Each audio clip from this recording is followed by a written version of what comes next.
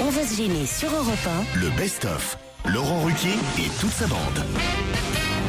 De 16h jusqu'à 18h30 sur Europe 1, vous êtes en compagnie de Laurent Ruquier, vous êtes en compagnie de ses complices pour le meilleur d'On va se gêner. Je m'éclipse et je laisse place à une séquence.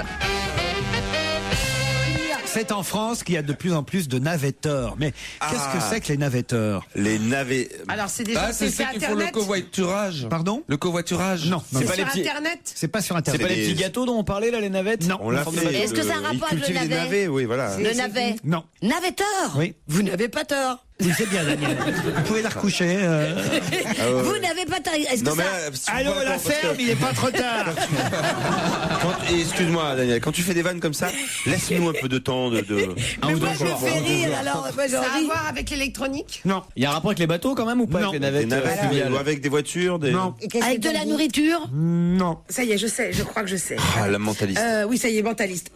C'est en fait les gens qui préfèrent voyager pour aller travailler, enfin faire beaucoup de kilomètres pour aller travailler, plutôt que de changer de ville pour aller travailler quelque part. C'est-à-dire que les gens qui font beaucoup de distance pour aller travailler, plutôt que de déménager. De déménager pour plutôt leur que travail. de déménager pour leur Bravo. travail. Bonne réponse de Michel Bernier. Exactement.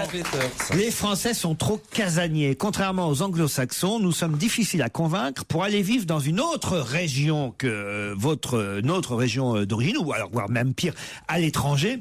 Seulement 23% des Français ont quitté leur région pour déménager, principalement pour des raisons professionnelles au cours des 5 dernières années. C'est beaucoup moins que dans les autres pays. En France, on préfère être un navetteur. On appelle ainsi effectivement les personnes qui travaillent loin de leur domicile plusieurs jours par semaine, mais qui rentrent chez eux le soir ou le week-end. De plus en plus de couples vivent séparés la semaine et se retrouvent pour des week-ends plus ou moins prolongés, en incluant les vendredis et les lundis, mais ils ne déménagent pas. Pour autant, ils ne veulent pas déménager. C'est le problème des Français.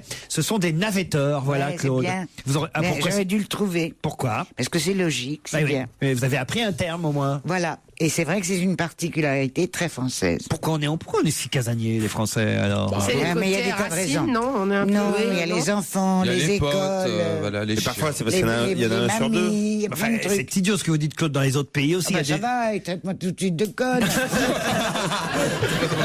Non, mais ce que je veux dire, c'est que dans les autres pays aussi, il y a des enfants, des mamies, des... Non, mais je crois qu'on est très casaniers. Les Français sont casaniers. Ils aiment Oui, pas mais déménager, ils aiment pas aller loin. Mais là, c'est des gens, peut-être que.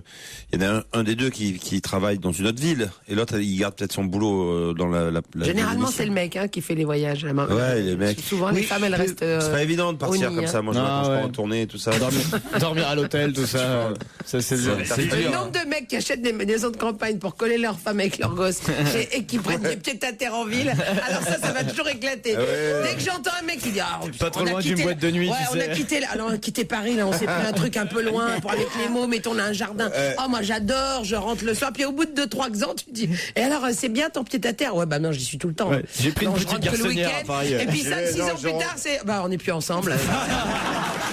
Europe 1, on va se gêner. Question science. Vu l'équipe, ça va pas être facile. Qu'est-ce qui peut s'acheter sur Internet quelques dizaines d'euros, qui s'achète pas mal en ce moment chez nous en France, mais qui pourtant est illégal chic. puisque vous pouvez en effet être victime, si on vous surprend, d'une peine de 6 mois de prison ou 30 000 euros d'amende. C'est un médicament? Parce que moi, je reçois pas- souvent mais des. C'est pas des faux sacs. C'est pas des faux sacs. C'est illégal. C'est pas contre, c'est lié à la voiture. Non, ça s'appelle... C'est les histoires d'ADN, non? C'est Non. pas ça? Ça Moi, s'achète... je reçois toujours des pubs pour acheter du Viagra, des trucs Non, comme ça. c'est pas ça. Ça J'en s'achète... achète pas parce que j'ai une trique. Pardon, excusez-moi, je suis comme Gérard, je raconte un peu ma vie, mais. Ça s'achète sur shopinov.com. Sur Shopping Love. Shop, non pas Shopping Shop Love. Innov. Shop Innov. Est-ce que ça se s'ingère? Ça On le- s'ingère. on le mange, on le... C'est pas une machine à coudre, hein, Gérard. Ça peut être. Non mais l'autre, il sait pas ce que ça veut dire, ça s'ingère. Si, je sais ce que ça veut dire, ça s'ingère, mais c'est tellement désuet comme ça d'accord, s'ingère. excusez-moi. Ça se bouffe C'est un pas. mot français. Ça se mange pas, voilà. Ça se mange pas. Voilà, ça se bouffe. Ça se met dans le fion? Ça se baie. Dans le vôtre, peut-être. Ah, donc c'est un gros truc. Ah non, c'est très délicat au contraire. Ah, alors, Est-ce que ça peut c'est un servir objet. d'arme? C'est un objet, donc. C'est un objet qu'on peut acheter, évidemment, sur Internet. Et c'est illégal. et qui sert à quelque chose. Est-ce qu'il a une utilité? Est-ce qu'on peut faire quoi? Qu'est-ce qu'on peut avec? Est-ce que ça peut être apparenté à une arme? Oui, est-ce qu'on peut être tapé avec ça? Est-ce qu'on peut taper quelqu'un? Est-ce que c'est une vroom vroom? Ou est-ce que ça fait pan-pan? T'as le niveau de l'animation aujourd'hui. Essayez de faire des phrases sans verbe. Moi, je pense que je vais aller chez Bouvard aussi. hein. Est-ce Est-ce que ça fait fnou-fnou? ou alors Est-ce que ça fait chloum? Mais si, franchement, c'est quand même un peu con votre question, Christine Bravo. Pardon de ne pas y répondre, mais je vois mal quelqu'un prendre le risque d'acheter quelque chose sur Internet Qui n'a qui soit aucune utilité. illégal et qui aurait aucune utilité. vous Mon voyez. pote, l'art n'a aucune utilité. L'art, il Et connaît une pas ce mot. forme d'art peut être Bien sûr. avoir une représentation Ça y est, ça y est. illégale. Moi, j'ai Elle acheté nous a un- lâché là complètement là. Tu peux acheter un Picasso sur eBay, il y a pas de Mais problème. non, quoi. mais Quelques dizaines d'euros, franchement. Est-ce que c'est un objet qu'on transporte à l'extérieur de sa maison? Plutôt, Voilà, plutôt, ça, mais on c'est une peut bonne aussi. question. Plutôt la BD. Mais on peut aussi Mais l'utiliser qu'est-ce que vous avez chez avec Pluto? C'est pas croyable. On peut aussi l'utiliser chez soi. Hein? C'est une plante. est-ce qu'on C'est s'en- pas une plante. est-ce qu'on s'en sert pour son corps? On s'en sert. D'ailleurs, vous en servez pas pour l'instant, je ne Moi crois pas en tout cas. Mais moi, de temps en temps, en tout cas, je me demande si je vais pas. Est-ce que c'est pas Attends, je vais pas en acheter pour Est-ce que ça l'utiliser n'agace ici. pas la pour police? l'utiliser ici? Ici, à la radio, donc. À la radio. Un C'est truc, une arme alors. Est-ce que une c'est une arme. arme? C'est ressemble à une arme ou C'est pas? pas une arme. Mais on peut s'en servir comme arme ou pas? Un pchit anti-con. Un pchit anti-con. C'est vrai que j'en rêve. Est-ce que ça fait du bruit? Mais manifestement, j'en ai acheté un et je me suis fait avoir. Est-ce que ça fait du bruit? Ça fait pas de bruit, Gérard. Au contraire. Non, est-ce que c'est pas la trompette pour les Pour les quoi? les supporters de Mais football? non, je ça sais ne fait pas quoi. de bruit. Qu'est-ce d'accord. que vous voulez que je bruit. foute d'une trompette pour supporter le C'est quelque football chose La qui corne de brume. permet de réduire la nuisance sonore autour de soi. Ou en quelque sorte, cher Gérard. Donc, c'est peut-être on met ça dans le verre des autres. Non. Et ça les assomme. Ah, c'est un Non. casque. Bah, c'est dégueulasse. C'est un casque. Attends, tu vas Oui, pas il est faire. assez C'est pas du GHB. Attends. Non, qu'est-ce quand même que- pas. C'est un truc pour Non. modifier la voix. Non. Non. Toi, D'accord. tu voudrais t'en servir Ah, Pour nous contre faire taire. Mais bien sûr. Je suis pas sûr. ça hein. dépend, sûr, hein. Attendez, Je suis pas sûr, c'est hein. lié aux cigarettes. Non. Pas. Ah, c'est contre les téléphones portables. alors. C'est-à-dire Ben, c'est quelque Ça chose brouille qui les empêche ondes. Un brouilleur qui brouille d'ondes. de C'est- sonner. Un brouilleur d'ondes de téléphone portable. Bonne réponse de Titoff. Et oui, excédés par les conversations de tout un chacun en public, les Français achètent de plus en plus sur Internet des brouilleurs d'ondes, mais normalement, ce n'est pas autorisé. On n'a Ah pas oui, le droit à cause de la police. d'avoir ça. Mais il existe des petits boîtiers qui ont simplement des rayons d'action de 3 à 5 mètres, qui marchent mieux à l'intérieur d'ailleurs qu'à l'extérieur. Donc dans un train, à la maison, au bureau, dans une réunion, vous avez votre petit brouilleur d'ondes discrètement. Hop, vous l'allumez, c'est caché dans votre poche, ce boîtier, une pression discrète, et il n'y a plus personne à côté de vous qui a du réseau sur son téléphone. Vous êtes tranquille fabuleux, pendant toute la réunion. Les mecs, ils vont le. Tous les mecs qui ont des femmes qui font que téléphoner toute la journée, c'est génial. Tous les mecs, quand on marque leur bonne femme téléphone toute la journée, parce que les mecs, ils ont pas de téléphone. C'est Bien pas un sûr. peu macho, ça, c'est vrai ce que vous venez de dire. Oui, Titoff. mais bon, il Oui, y avait mais pas. c'est pas grave. Il n'y avait pas Pierre Bénichou aujourd'hui, Voilà, tu vois, je donc me t'es suis obligé senti de- un petit peu de porte-flambeau. Mais c'est vrai quoi. que les femmes parlent plus au téléphone que les hommes. Il a raison en même temps. Ah, et depuis, avec une voix aiguë. Merci. Oui, bien sûr. Enfin, quelqu'un gentil avec moi ce matin. Moi, je vais vous dire oui. hein. Non mais c'est quand même dingue ces petits appareils qui je savais même pas que ça existait. Moi, en tout cas individuellement, je pensais pas qu'on ne pouvait acheter des petits brouilleurs. Il y a des endroits dans Paris où chaque fois au même endroit où il n'y a pas raison qu'il n'y ait pas d'onde, il y a Ça, ça c'est vrai. arrive. Alors donc moi je À pense la qu'il y a des piscine, par exemple. il y a des sous l'eau. Non, il y a des endroits où tu n'es pas sous un tunnel, il y a pas t'es pas éloigné, tu es en plein cœur de Paris. t'as une Et au ambassade même ou t'as un endroit, truc. il doit y avoir des Avenue brouilleurs Matignon, par exemple, je peux Ouais. vous dire, tous les jours, moi je Derrière passe par l'Élysée. Avenue Matignon, alors tous les jours, d'ailleurs j'en profite, j'appelle toujours quelqu'un, parce que ça m'emmerde d'avoir au téléphone à ce moment-là. Comme je ouais. sais, donc j'appelle 2 minutes avant, puis je sais que ça va couper comme ça. C'est dingue. Hein. c'est bon, ça. T'as remarqué? C'est que l'heure où les je vous enfants- appelle. Je te laisse, ça Non, va mais ce couper. serait bien d'avoir des brouilleurs de tous les bruits. C'est-à-dire, tu vois, Ouais. tu puisses pas entendre les, Ouais. les gens, les enfants, rien. Tu sais, il y a ça, bah, il y a des Ça maisons. s'appelle des Tu boules sais quoi caisses, remarque. Non, ça s'appelle une maison de repos, ça s'appelle. Merci à tous de votre fidélité. Je vous rappelle que jusqu'à 18h30 sur Europe 1, vous êtes en compagnie de Laurent Ruquier et de ses complices pour On va se gêner. Voici une séquence qui date de 2008. À côté de Laurent ce jour-là, entre autres, Pierre Bénichou, Christine Bravo et Fabrice Eboué. Europe 1, on va se gêner. La question, citation. Qui A dit quoi? Toi Qui a dit j'aimerais bien, mais je ne sais pas si mon âge me le permettra. Quelqu'un d'âgé. Annie Cordy. Oui. J'aimerais bien, mais je peux point. C'est pas facile d'être à la mode quand on est bonne du curé. C'est pas facile d'avoir du style quand une fille comme moi. Oui, moi aussi je chante, Fabrice Eboué. Non, mais je chante bien. Elle aimerait bien faire quoi? Attends, mais c'est dans quel sens? C'est je suis trop... justement, c'est ça qu'on vous Elle est demande. trop vieille. Elle est trop vieille ou elle est trop jeune? J'aimerais bien, mais je ne sais pas si mon âge me le permettra. Trop âgé. Trop âgée. Voilà. Oui. C'est une comédienne. Non. Politique. Politique, on va dire apparentée. C'est-à-dire, elle est mariée avec un homme politique. Voilà, ça c'est bien vu, monsieur. Voilà, donc c'est une journaliste. Pas du tout. Eh ben, c'est notre copine. Quelle copine? C'est Bernadette Bernadette Chirac. À propos. Ah bah, elle aimerait bien. C'est pour une comédie musicale, quelque chose? Faire l'amour avec son mari. De se présenter aux élections. Non, mais c'est pas Bernadette. C'est Carla Bruni. Oui, Carla Bruni, à propos. Accoucher D'un enfant. D'un enfant. Bonne réponse de Christine Bravo et Fabrice Eboué. L'épouse du président de la République, Carla Bruni Sarkozy, se déclare prête à avoir un autre enfant. J'aimerais bien, dit-elle, mais je ne sais pas si mon âge, 41 ans, me le permettra. Elle est jeune. Je crois que c'était la première dame de France non ménopausée, ils avaient dit à l'époque. Dans le cas contraire, elle souhaiterait adopter, dit la première dame de France. Si ce n'est pas possible biologiquement, j'en adopterai un. Je ne suis pas obsédé par le lien du sang. On peut tisser des grands liens sans cela et on peut avoir le même sang et ne pas avoir de lien. On va être dirigé par un petit asiatique. C'est parce qu'elle veut peut-être pas d'enfant finalement de son mari. C'est peut-être ça, c'est peut-être plus vicieux en fait. C'est pour ça qu'elle veut adopter. Vous êtes fou. Ou est-ce qu'il y a encore une tuile qui va nous tomber sur la gueule pour faire, c'est encore un truc pour faire diversion peut-être. C'est possible. Ouais, bon, qu'est-ce qu'on pourrait trouver cette fois-ci? On va dire qu'on va avoir un enfant. Parce que ok, ça roule ma poule. On envoie. Elle revient d'Afrique, elle a déjà un petit noir dans le ventre. Ça dit, ah non, je l'ai adopté celui-là.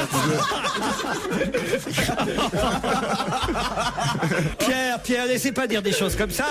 D'abord, Pierre, 1, réveillez-vous. 2. Non, pas avec moi, j'ai mal à la tête. Qu'est-ce qui vous arrive? La sinusite. Et ça vous fait rire. Ah bah oui. Qu'est-ce qui vous arrive, mon Pierrot? La sinusite, vous avez jamais entendu parler la sinusite? Vous êtes jamais malade. Ah bah, d'habitude, je suis jamais malade, mais là, ce coup-là, dis donc, je morfle. Hein. Oh la vache. J'espère que c'est pas celle de Jean-Luc Delarue, dis donc. Parce que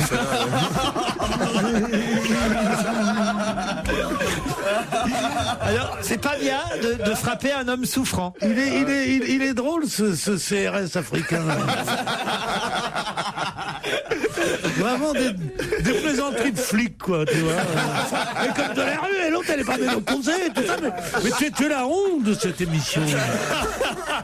Je te jure, j'ai honte, moi. Minable. Elle est pas ménopausée. Pourquoi qu'il ait dit ménopause de pansement menstruel et dessous de bras et belle-mère. On peut paraître français sans être vulgaire. Il faut bien te dire ça, tu peux avoir l'air français sans être vulgaire. Moi, je dis j'ai de la sinusite. Ça me fait penser à de la rue. Vous êtes en ligne? Non, mais sérieusement. C'est ça qui s'étale dans nos théâtres le soir. Vous allez voir quoi, Molière? Non, Eboué. La solution, c'est peut-être de faire comme le président d'Afrique du Sud, Jacob Zuma, qui lui a 3 femmes. Il est marié à 3 femmes, le président d'Afrique du Sud, mais pas seulement 3 femmes, puisqu'on a annoncé là-bas en Afrique du Sud une nouvelle qui a à nouveau créé la polémique qu'a annoncé le président Jacob Zuma en dehors et en plus de ces 3 femmes. Une autre, une quatrième. Pas une quatrième. Une maîtresse. Une maîtresse. Une ex favorite. C'est-à-dire, pas tout à fait. C'est lié au chiffre, enfin au nombre 20. 20 enfants. Les enfants. Son 20e enfant. Quelle horreur. Hors mariage. C'est-à-dire qu'il a déjà 3 femmes et il vient d'annoncer à la presse la naissance de son 20e enfant hors mariage. Bonne réponse collective. Oui, mais dis donc, C'est son 5e mariage. 20 enfants. Il est bien organisé parce qu'on Pas 20 enfants. 20 enfants. 20 enfants, on dit pas 20 enfants, Stevie. Oui, on dit pas 20 euros, on dit 20 euros. Voilà. Pourquoi vous comparez les enfants au fric? Ah, je sais pas. J'ai une idée. Enfin, ça craint d'envoyer Raymond Domenech dans un pays où le président a 3 femmes alors que lui, il n'arrive pas à en avoir une seule, quoi. Ah, il est plus avec Estelle Denis? Ils sont pas mariés. Il voudrait qu'elle l'épouse, mais elle hésite. Elle a dit seulement si on gagne le mondial. Prends pas trop de risques, quoi. C'est ce qu'on appelle une vraie histoire d'amour. Ah bah non, mais en même temps, on peut vivre sans être marié. Mais bien sûr, oh là là, moi j'ai fait que ça. Ah bah voyez. Tu n'as jamais été marié? Non. Tu n'as jamais dit oui? Bah c'est qu'on m'a jamais demandé.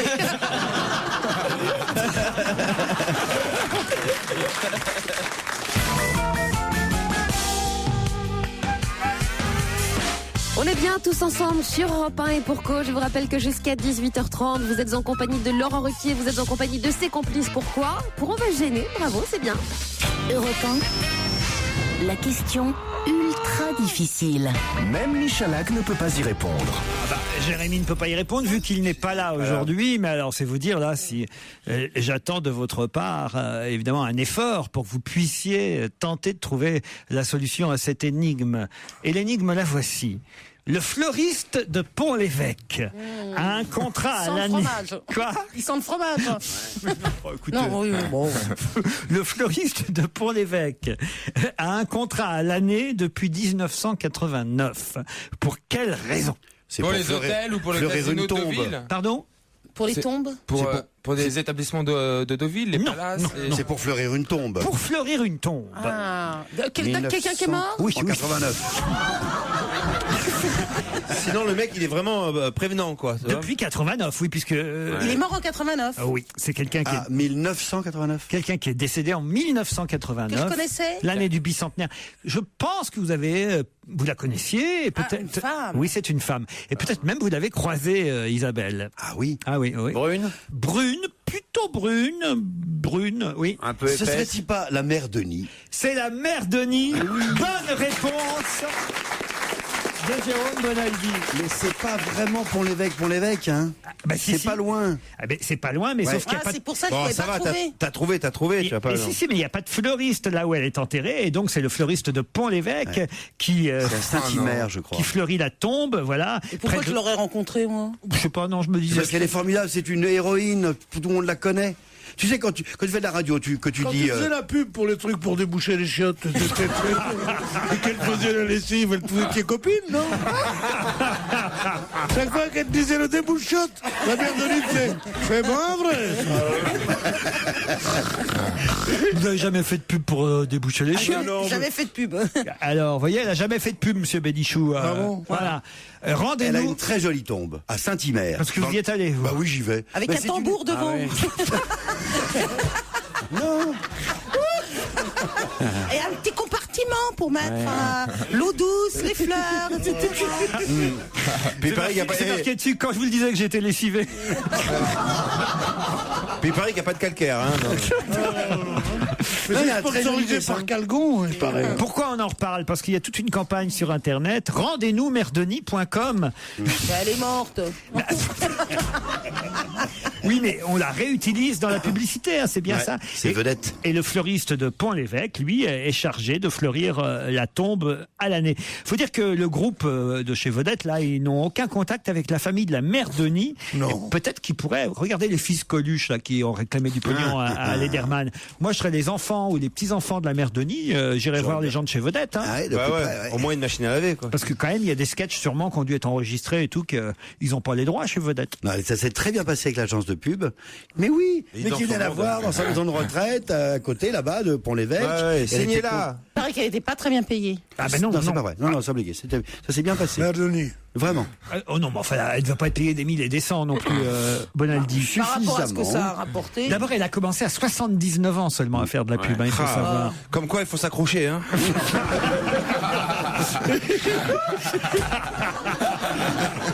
C'est vrai, t'as raison. Après De Funès, tout ça. Parce qu'au début, Jeanne-Marie Le Calvé, c'est son vrai nom. On s'appelait pas la mère Denis. C'est parce qu'elle a épousé un monsieur Denis qu'elle s'est appelée Madame Denis. Et oui, elle doit sa notoriété donc à la marque Vedette. Alors qu'elle avait 79 ans, ils l'ont dégotée dans le village de Barneville-Carteret, c'est ça, Oui. mon cher Jérôme Bonaldi, dans la Manche. Et Jeanne-Marie était devenue lavandière. C'est une fille de pauvres paysans. Elle s'est installée en Normandie. Elle a eu 5 enfants. Deux de ses enfants sont morts. 79 ans. Non, avant ça. Mais non. 2 de ses enfants sont morts en bas âge. Et savez ce qu'elle faisait avant d'être lavandière? Elle était garde-barrière. Ça c'est pas comme R. Comme Maïté. C'est chouette quand même. Moi, je croyais que c'était qu'une chanson, tout ça. De quoi? Bah, la mère Denis. T'as jamais vu les pubs? Mais non, c'est la mère Michel. Oh, le bordel dans la tête. Non, mais moi, j'ai pas vu. Il confond vedette avec la lessive le chat. Non, mais j'ai pas vu, je me rappelle pas du visage de la mère Denis. mais tenez, regardez Parce que là. dans les pubs, je devais être un peu jeune, je pense. Voilà la mère Denis. Oh la vache. Enfin, oh la vache. C'est pour le fromage, ça. Elle vous plaît comme homme? 16h34 sur Europe 1, on repart pour le meilleur dont va gêner avec Laurent Ruquier et ses complices. C'est une question, je vous donne un indice, il s'agit d'un inventeur. L'homme qui valait 3 milliards, c'est le sous-titre de l'article qui lui est consacré. Dietrich Mateschitz parle rarement, il est rarement interviewé. Mais pour quelle raison, justement, VSD consacre 3 pages à cet homme qui valait 3 milliards? Il vaut plus? Oh, il vaut toujours 3 milliards, et peut-être Oui, même... mais est-ce qu'on a converti avec l'euro ou pas? 3 milliards d'euros, c'est en Autriche. C'est un musicien?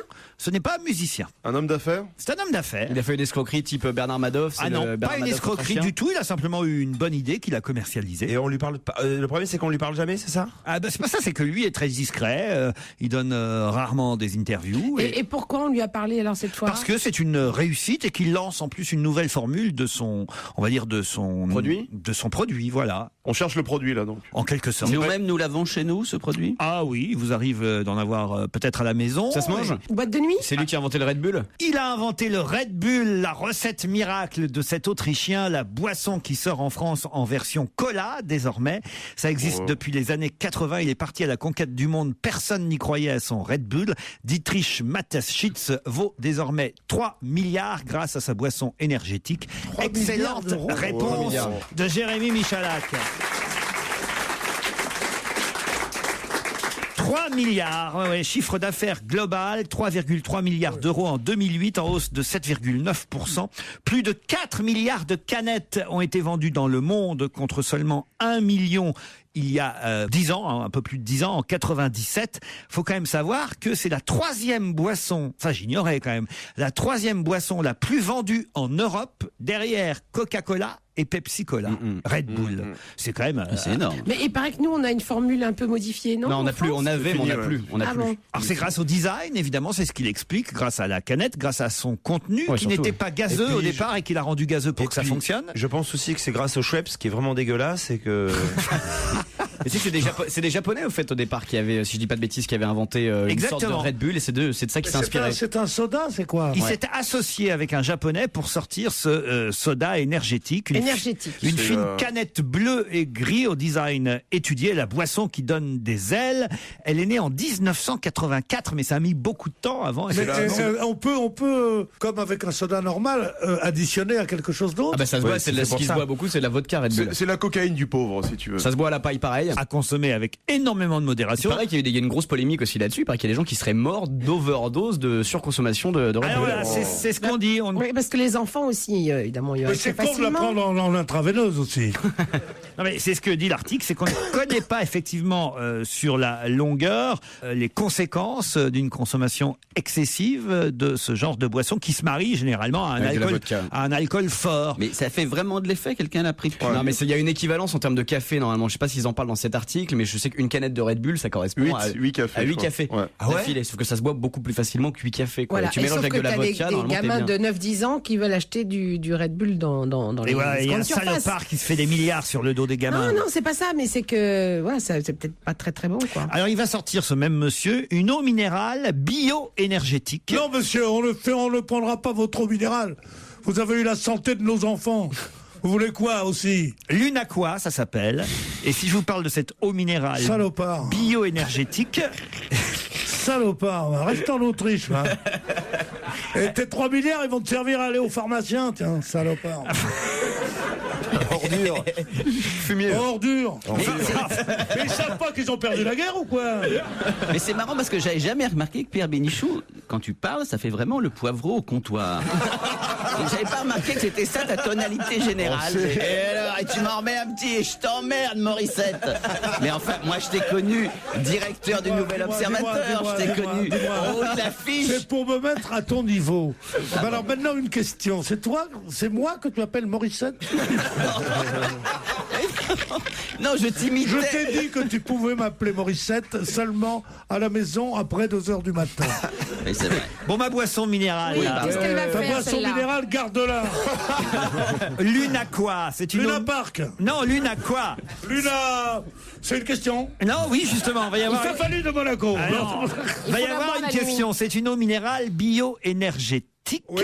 Voilà, elle sera mise en bouteille avec une eau de source des Alpes, jusque-là inconnue. Hein, une source des Alpes qu'on ne connaît pas, ça déjà il y a un petit mystère. Mais en plus, effectivement, elle sera mise en bouteille d'une façon très particulière. Laquelle? Ce sera pas du plastique? Non. C'est quoi? C'est l'emballage. C'est c'est l'emballage, le Non, package. c'est pas l'emballage. C'est la manière dont l'eau va rentrer dedans. C'est la manière dont on la met en bouteille. Comment ça se passe Et d'habitude? c'est-à-dire que les bulles seront à côté dans un petit sachet. Non. On sait déjà pas comment ça se passe normalement, donc. Ça, c'est drôle, vous voyez, ça, par exemple, ça pourrait faire un spectacle. C'est fin. Ce qui est dommage, c'est dommage, c'est que tu voulais donner la vraie réponse. Quoi.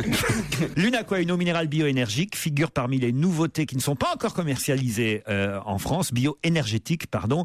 Et l'Unaqua va être mis en bouteille de quelle façon? Ah ça oui, je sais. Avec Luna, non. Non. Si, ça va... si, avec le nom de la effectivement. Les soirs de pleine lune.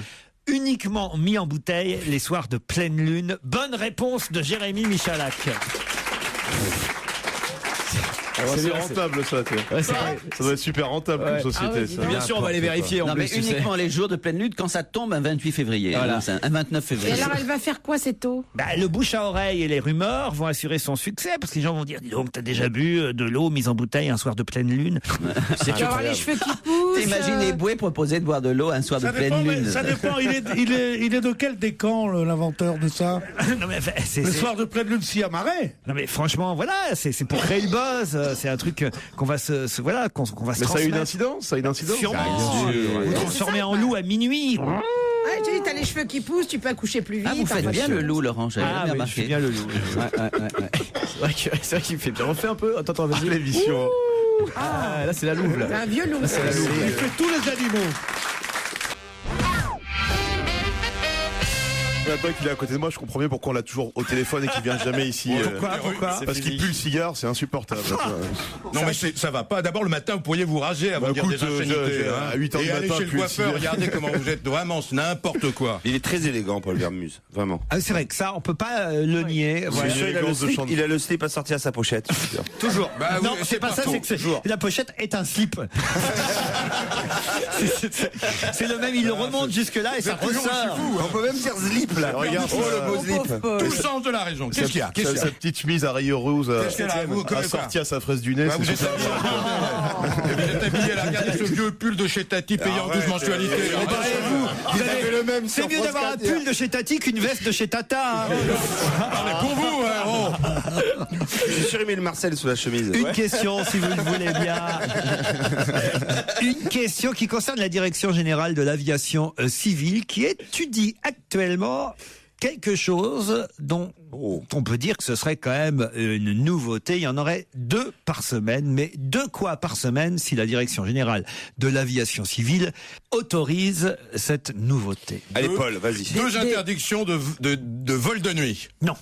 Des vols pas chers. Non. Des Concorde solides? Non, mais non, il y a longtemps qu'il n'y a plus de Concorde, enfin, voyons. C'est des vols pour une destination inédite. Voilà, merci, bravo. Ah oui, c'est pour aller à Beyrouth. Bagdad. Bagdad, des vols Bagdad-Paris, Paris-Bagdad, 2 fois par semaine. Bonne réponse de Fabrice Eboué. Ça n'existe pas? Bah non, ça n'existe pas. Que pour les militaires et pas pour. J'imagine que ça n'existe pas. C'est Iraq Airways qui. Qui veut aller passer le week-end à Bagdad, franchement. Vous venez avec moi à Bagdad ce week-end? Avec vous, non. Ouais. Avec toi, on va nulle part, de toute façon. Non, écoutez, si vous êtes tous contre moi, je reprends ma voiture, je pars à la maison. Voilà, c'est parce qu'on est heureux de te retrouver. Non, on est tellement content de vous voir en Ça vrai. se voit votre regard, Mais oui, oui, c'est ça. Nous, vous on dites- pensait que vous existiez plus. Bah oui. Moi, je pensais que j'avais un hologramme au téléphone. Bah, ouais. c'est un peu ça. Hein. La vérité, il faut voir les choses telles qu'elles sont. Question suivante, s'il vous plaît. Je pensais même que Monique Pantel et vous, c'était la même.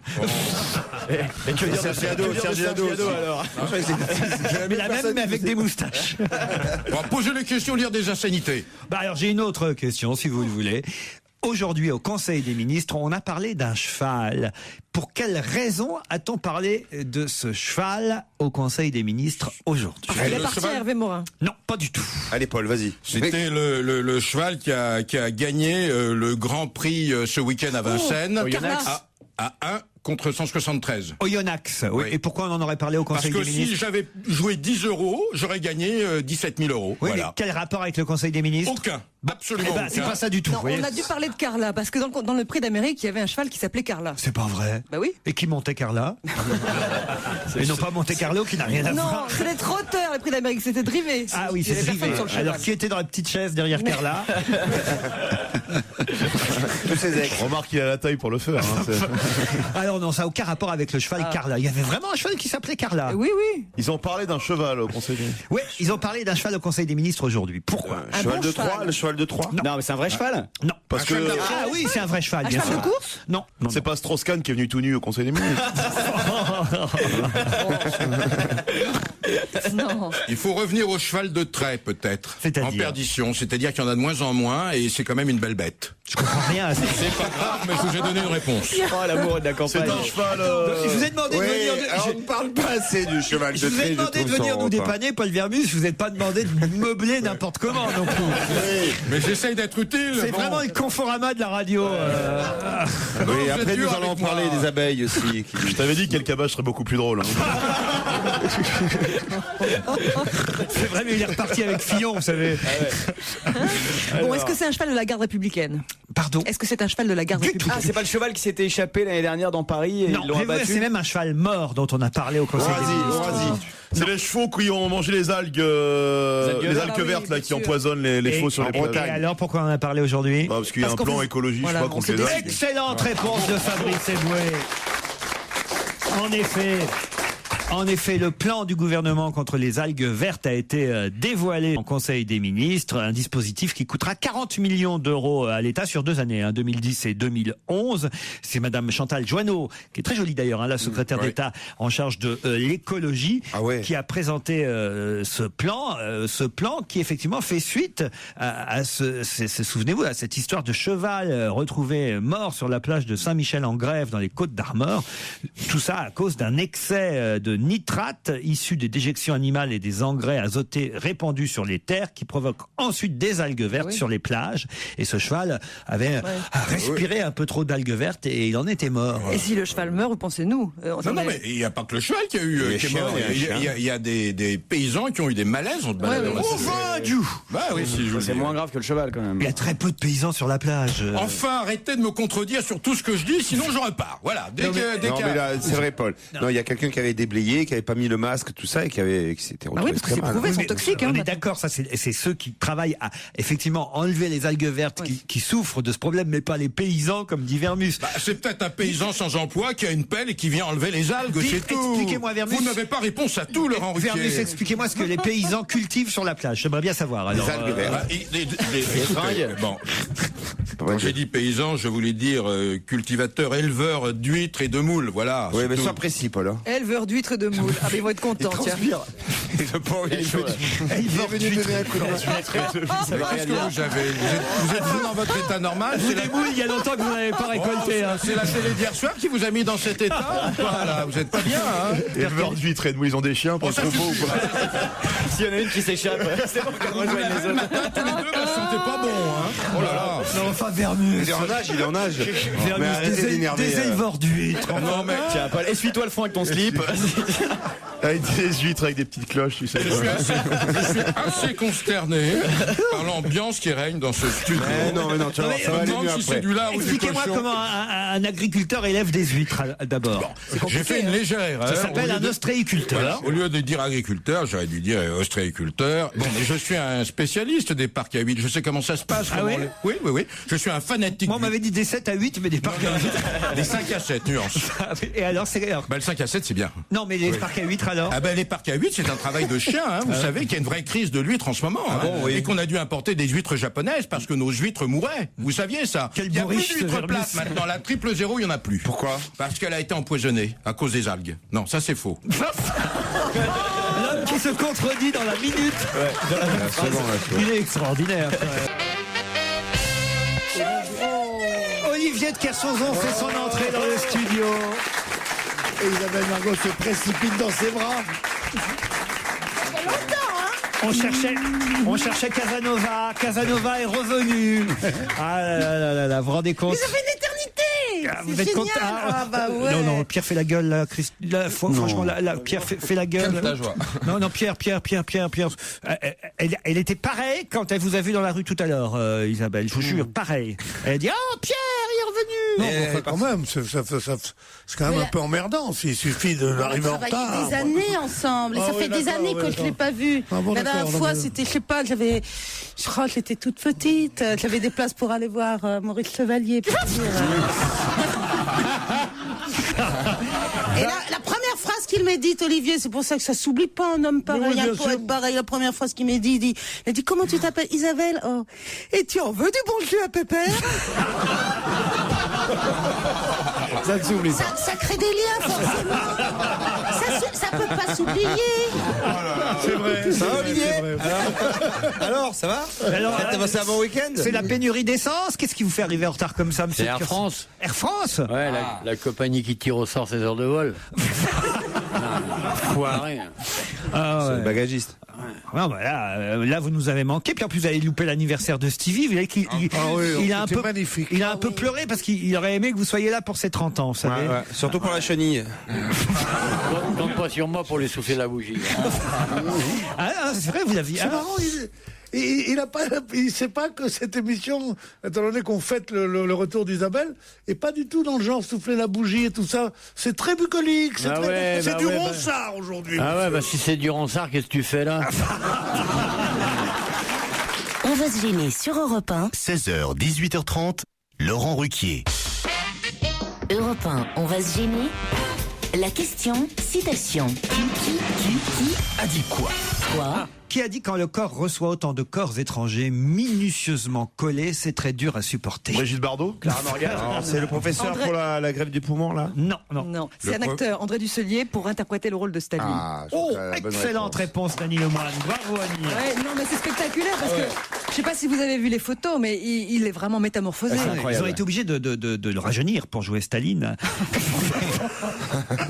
Non, parce que, non, ce qui est drôle dans ces cas-là, c'est que Dusselier il essaie de faire croire qu'on a énormément vieilli pour jouer Staline, alors que bon. Il avait l'âge de Staline à peu près, ouais. Non, mais ils l'ont juste grossi, c'est tout. Non. Ils l'ont grossi. Oui, c'est vrai, il avait un faux ventre. Mais il paraît, ça j'adore les acteurs pour ça, il avait remarqué, il avait étudié Staline, que Staline avait une démarche assez lourde. Et vous savez ce qu'il a fait?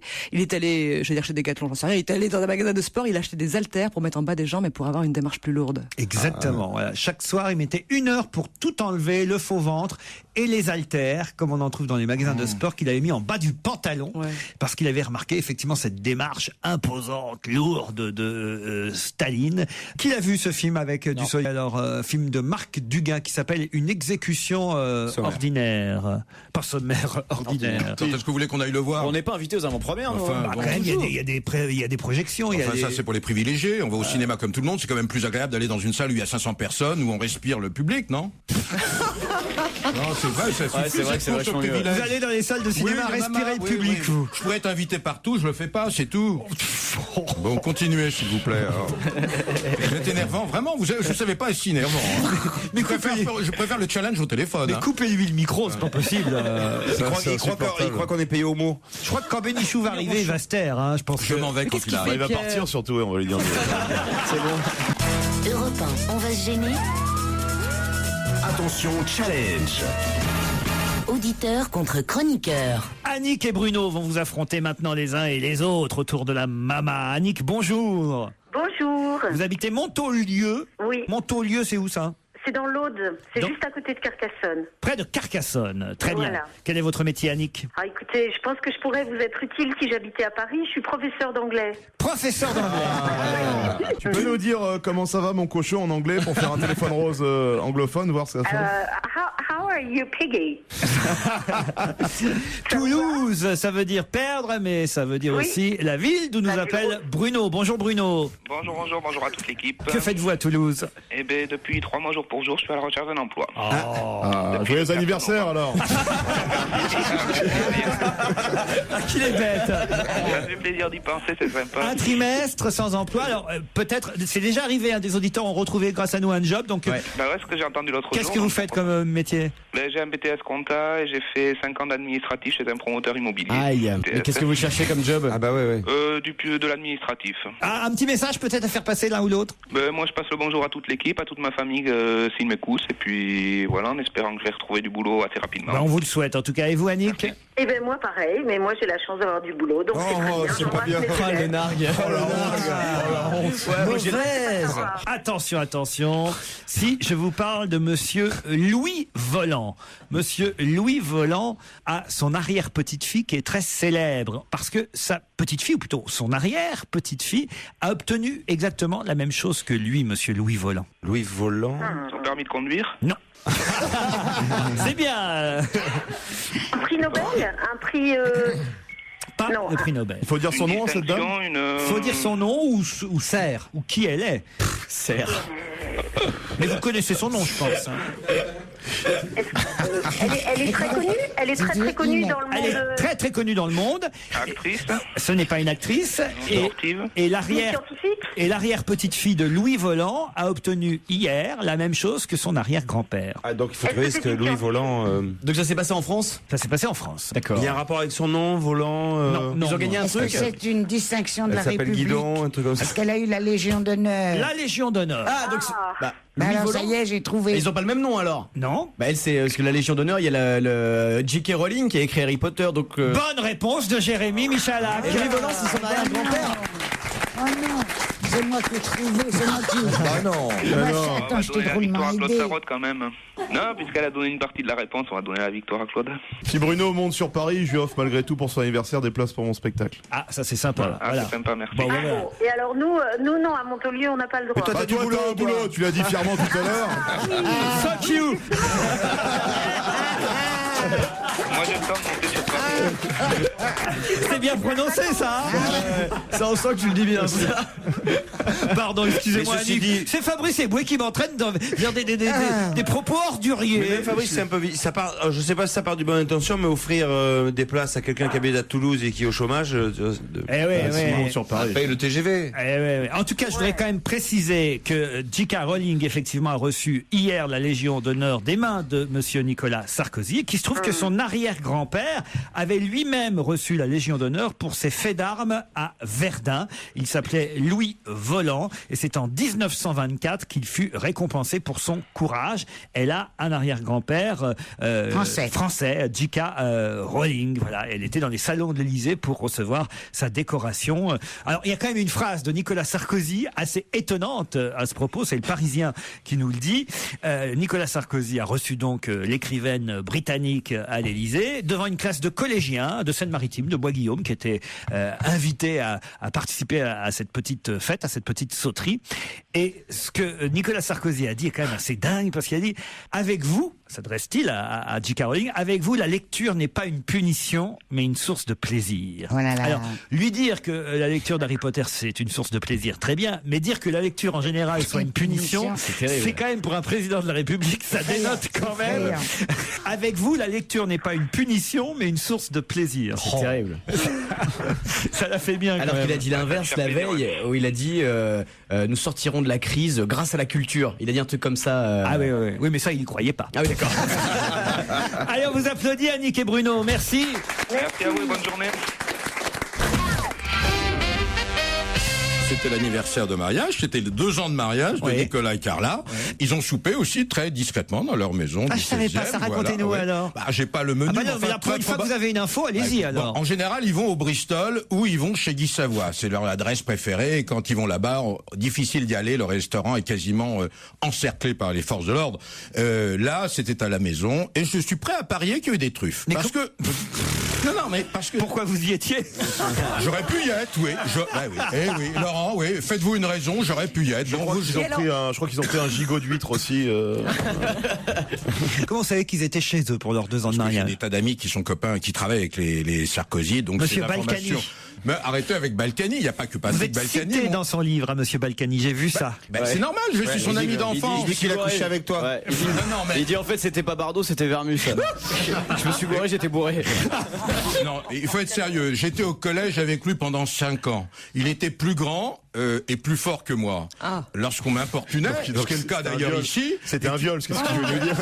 Casser la gueule des gens qui m'importunaient. On est un grand frère. Il n'y a pas de honte à ça, Laurent. Non mais c'est gentil les mots qui disent sur vous. Bardot, il s'est tapé ou pas, tu le sais? Oui, je lui ai posé la question. Et alors et il m'a dit il y avait des témoins, j'ai des preuves. Alors, c'était une partouze.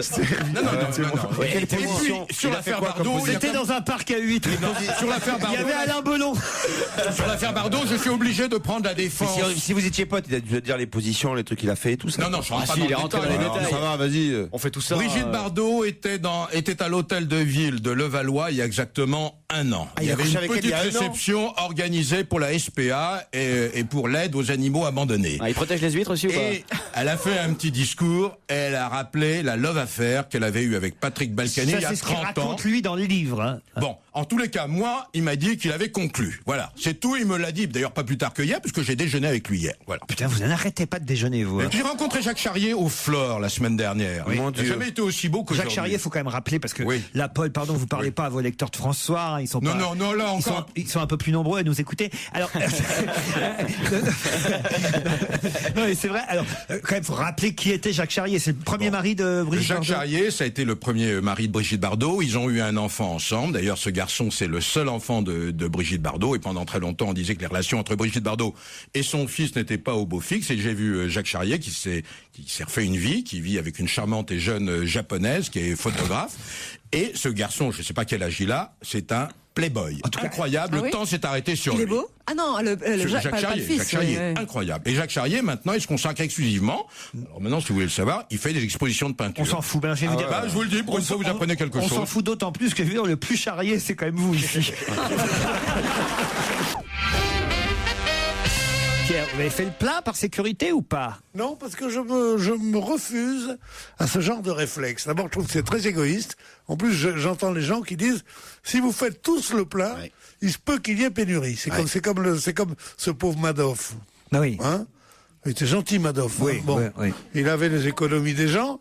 Tout d'un coup, on a dit du mal de lui. Tout le monde a pris son pognon. Évidemment qu'il est terminé. Sans ça aurait pu continuer des années. Eh ben, je sais pas si mon exemple vous plaira à tout le monde. Je sais pas si mon exemple est à mettre entre toutes les bouches. Nous ne devons pas être des moutons, vous voulez dire. Oui, on ne veut pas être des moutons et on ne doit pas avoir ce truc. Chez moi, je me souviens.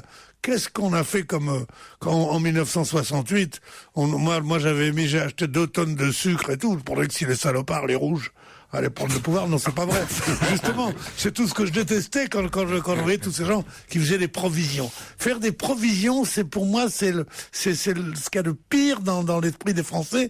Les Français, il y avait ceux qui faisaient de la résistance et ceux qui faisaient des provisions. Voilà. Et ben moi, je fais de la résistance. Isabelle, on peut pas faire des provisions d'essence. On met ça où après? Dans la baignoire. Tu prends des bouteilles, tu prends des trucs. Oh bah regardez, moi je viens ici. Je viens ici tous les jours et j'ai ricane. Pas mal. Mais il y a encore ces réflexes de faire des provisions. À l'annonce de la première guerre du Golfe, tu sais, tel jour à telle heure on va faire la guerre. Qu'est-ce qu'il y a, monsieur Bénichou? Non, je parle à mon public. Oui, je vous ai vu racoler derrière, là. Je vous ai vu. J'adore les comédiens qui parlent au public, comme c'est les très mauvais comédiens, genre Lefebvre, il faisait ça. Oui. Il y avait quelqu'un qui disait une réplique, il n'est pas très amusant, n'est-ce pas? La salle hurlait. Et le petit croyait que c'était pour lui. Et c'est sûr qu'on peut pas faire 2 fois le plein, ça je suis d'accord avec vous, Isabelle Mergo, mais au moins le faire une fois, vous voyez, par exemple. Ça dépend de quoi. Moi, s'il y a une pénurie de Bordeaux, moi je peux faire le plein. Hein, mais bon, non, pénurie, je suis complètement d'accord avec. Bénichou, comment il s'appelle déjà? Bénichou. parce que en plus, je trouve que c'est angoisse. Alors, ça, on va avoir quoi? On va avoir 1 ou 2 journées supplémentaires par rapport aux autres. C'est complètement angoissant. Mais si par exemple ta mère elle est malade, tu peux l'amener à l'hôpital. Le pire qui puisse arriver, c'est qu'il manque d'essence, quoi. Le reste, on s'en fout. Ça n'est jamais arrivé, seulement en mai 68. Il fallait grève générale très importante et très longtemps pour que ça arrive. en Corse.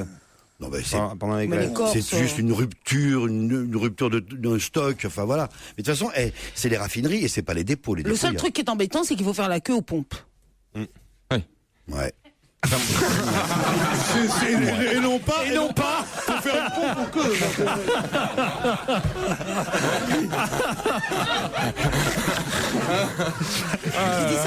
Stevie, on sait plus quand tu parles en verlan ou pas. Stevie, il y a longtemps qu'il a fait le plat.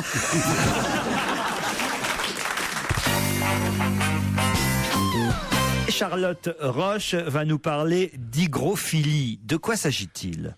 L'hygrophilie? D'hygrophilie. C'est des obèses qui font la collection des timbres? C'est là qu'il aime l'hygro. Celui-là qui aime l'hygro, il est hygrophile. Tu as compris? Hygrophilie. Ouais, ça s'écrit... Toi, tu es hypocrite, hein? Tu ne regardes même pas quand tu parles, toi. Ça s'écrit H-Y-G-R-O, philie, quoi. Hygrophilie. Elle vient de publier un livre, elle est romancière en fait, Charlotte Roche, un livre qui fait scandale. Justement, pourquoi il fait scandale ce livre? Parce que c'est une adepte de l'hygrophilie. C'est une sexualité ou c'est juste une passion C'est une forme sexuelle, oui, il faut le dire. En tout cas pour elle, manifestement. Ça relève de l'intime. D'accord, donc c'est quelque chose qui lui procure du plaisir. Exactement. Elle collectionne... C'est avec des objets? C'est quelque chose de particulier? Un objet particulier? Non. Avec des hommes?